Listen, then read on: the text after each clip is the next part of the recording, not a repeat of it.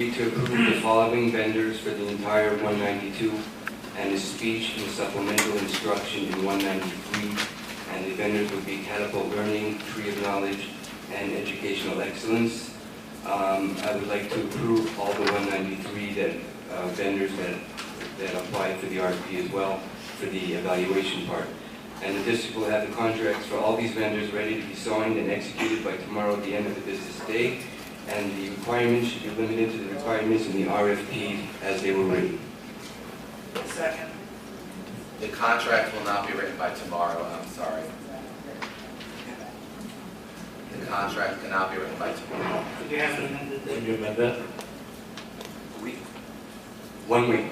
We'd have the contract written up to 7 business days. Board attorney, can that be done within a week? Absolutely. Okay. So we second on, Mr. Silver, just please repeat just one more time. Cap for one. The vendors for the 192, the entire 192, as well as the supplemental instruction and speech in 193 would go to Catapult Learning, Tree of Knowledge, and Educational Excellence.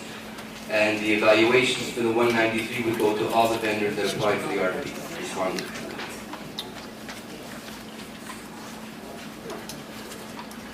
I'd like to make a suggestion this time through the chair. We do have our experts who we paid for review the RFPs. Would it be possible for them to give their presentation at this time if the board should choose to do that? Are they here? Yes, they are. Ms. Gam is here, Mr. Bauer is here, Mr. Rubin is here. I think it's only proper. Yes? You're the chairman. Okay. Who's first? Like first. I would suggest Ms. Gam would go first.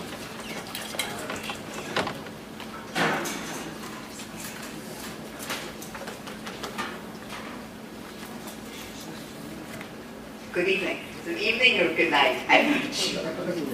I'll cut to the chase. Let me just start with my review of 192. My understanding is at the time that the bids were offered to the Board of Education, that 2 vendors were approved for both English as second language and as well for the other 2 services, compensatory services in homebound, and they would be Catapult and Educational Excellence. And both of those scored fairly high with an 87 and a score of 70. A third that scored very high at 86 was real, but they were not approved. So they would not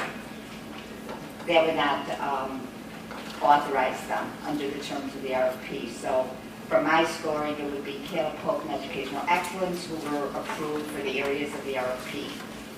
In 193, there were 4 vendors that were approved by the state for supplementary services in speech and language, Catapult, Educational Excellence, Advanced Ed, and Tree of Knowledge. And they basically scored in that order.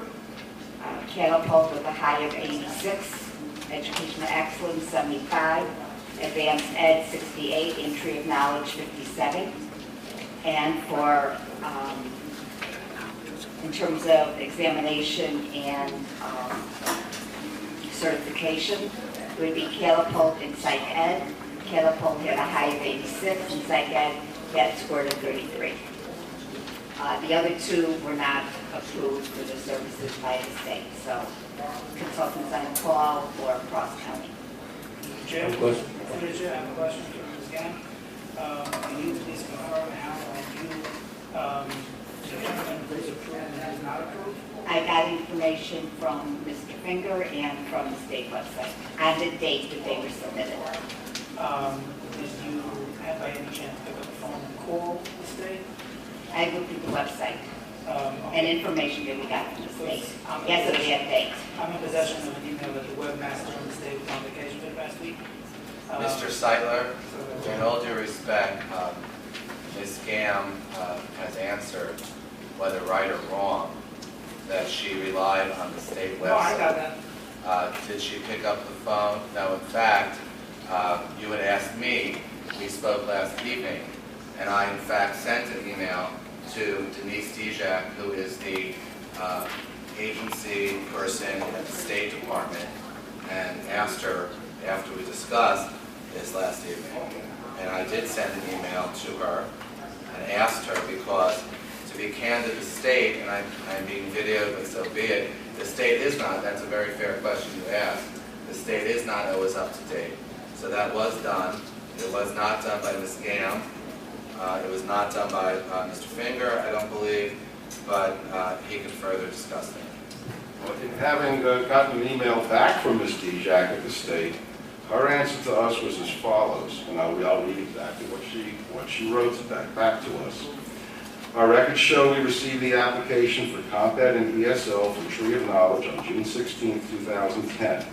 Tree of Knowledge was approved for compensatory education on June 18, 2010. ESL was not approved due to missing documentation for the provider. A request for new ESL provider along with appropriate documentation was supplied on July 12, 2010, and Tree of Knowledge was approved for ESL on July 13, 2010. While it be that as it may, the RFP was very clear that on the date of July 8th, when it was submitted, you had to have your approval and certifications from the state in place on or before July 8th. The state is now confirming that while yes, ESL was eventually done, it was not done until July 13th, 5 days after the RFPs were already done. And let me add in, my scoring was not based on approval or not. It was based on my reading of the proposal, so that you're free, depending on what you end up doing with the approval, the scores are the scores, regardless of that approval status. What's the question? When you say the scorings are based on what they wrote, that's it? Meaning someone's a better writer than someone else with the highest score? Or, how does that work? I wasn't looking at the pros. I was looking at, for example, one of the questions was how you can provide professional development to your team. And the answers ranged from 2 lines, 3 lines, to a description, a real description of how they were going to provide training. And that kind of variance went into the scoring. I'm not talking about, was it like really nice prose. I'm talking about some thinking and thought going into the response. I see that Tree of Knowledge didn't make your scoring on the 192. Is there a reason? Because I didn't highlight it, because it didn't have that approval for ESL at the time. But they could, if they had the approval on July 8th, then the scoring would have been what? Then I would have highlighted it as an entity that had the approval, but the score would still have been 63. 62. Do you see what I mean? So that's why if you look at real, they had a very high score, but it wasn't approved for ESL.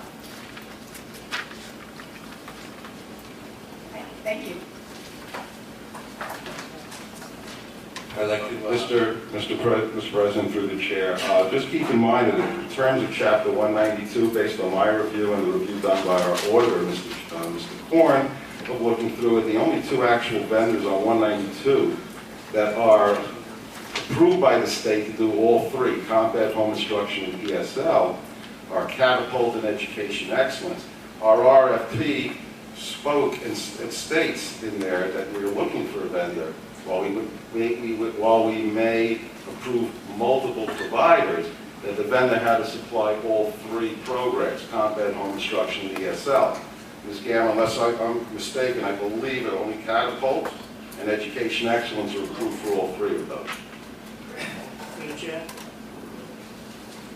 On the front Yes. page of the request for proposal, and I quote, "The Lakewood Board of Education reserves the right to reject any and all proposals and to waive any informalities and award proposals as may be deemed in the best interest of the Lakewood Board of Education," being that we all know that more than 50 schools have requested for have one vendor provide all the services, and that there are schools that have explicitly expressed interest in such a thing.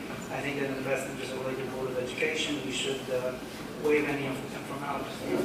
Well, what we should do is, that's what I was going to amend my motion, that we should reject the previous RFPs, and we should approve the following